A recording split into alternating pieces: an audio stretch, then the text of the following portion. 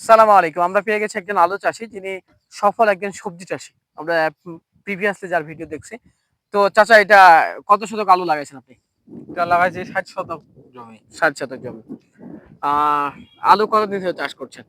আলু প্রায় ১৫ থেকে ১৬ বছর ধরে চাষ করে আসতেছি। আচ্ছা। আলুর ফলন কেমন পাওয়া যায়? না, গত সিজনে করছিলাম, তো কিছু বর্ষার কারণে আলু মিস্টেক হয়ে যাওয়ার কারণে বেশি স্বাবলম্বী হতে পারিনি। আল্লাহ ভরসায় এবার আলু গাড়ছি। গাছের গতিবেগ আকার দেখে বোঝা যাচ্ছে এবার বেশি ফলন পাওয়ার আশাবাদী আরকি। আচ্ছা, আপনি তো আমরা দেখছি যে আপনার গাছ অনেক সুস্থ সবল এবং কি কোথাও কোনো পচানি বা এরকম কোনো হয়নি। না, এটা কিভাবে করলেন আপনি? যা এটা আজকে থেকে রবিবার, আজকে থেকে ১ মাস বয়স হচ্ছে। ১ মাস বয়স থাকাকালীন ১ম এক সেচ দিছি এবং একটা স্প্রে দিছি। স্প্রেটার নাম হচ্ছে পেট্রোকেম কোম্পানির চ্যাম্পিয়ন, যাকে সবাই চিনে, প্রত্যেক কৃষকে চিনে। আমি এটা প্রয়োগ করার পরে আলুর পর্যন্ত এই অবস্থা এখন পর্যন্ত আরকি। আচ্ছা, সেই সাথে আপনি মানে কতটা চার্জ দিছেন কিভাবে যদি সমস্ত ব্যবস্থাপনা আপনার ১ মাসের ব্যবস্থাপনা আপনি বলতেন?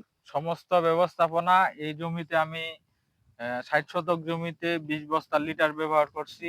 আর ৪ টলি গোবর সার ব্যবহার করছি। একটা টিএসপি, একটা পটাশ, আর জমিতে চাষ দিছি ১১ টা চাষ আরকি। ১১ টা। ১১ টা। ১১ টা চাষ আপনি কেন দিলেন? অন্যান্য এ কৃষকরা ৪ বা খুব কমে যে ৫ এখন টা ৬ টা। এখন ১১ টা চাষ দেওয়ার কারণ হচ্ছে আমি এই জমিতে একবার আলু লাগাইছিলাম, যেটা বর্ষার শেষে বর্ষার কারণে আলুটা নষ্ট হয়ে যাওয়ার কারণে পরবর্তী আবার ৩ টা চাষ দিয়ে আবার আলু লাগাইছি আরকি। আচ্ছা। এটাই। সেই সাথে আমরা যদি আশা করি ইনশাআল্লাহ প্রতি শতকে কত করে কয় মন করে হইতে পারে আলু? প্রতি শতকে এটা বলা যায় যে আপনার ৩.৫ থেকে ৪ মণ করে আশা করি আরকি এটা ফলন আসবে। ৩.৫ থেকে ৪ মণ। ৩.৫ থেকে ৪। আচ্ছা। তাহলে আশা করা যায় ইনশাআল্লাহ ৫০ শতক জমিতে ১৫০ মণ। হুম, ১৫০ মণ। ১৫০ মণ। জি।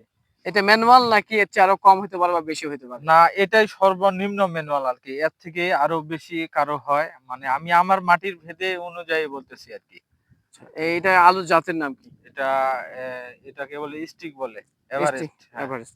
আচ্ছা, এটা কতদিন পর উত্তোলন হয়?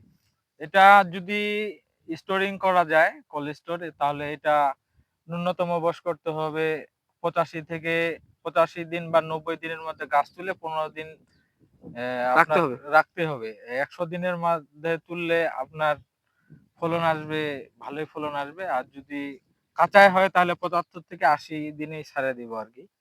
আচ্ছা, আচ্ছা। ঠিক আছে।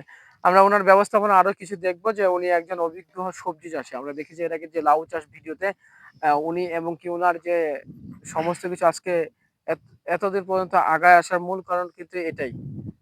তো যাই হোক, সার কতগুলা করে দিছেন আপনি?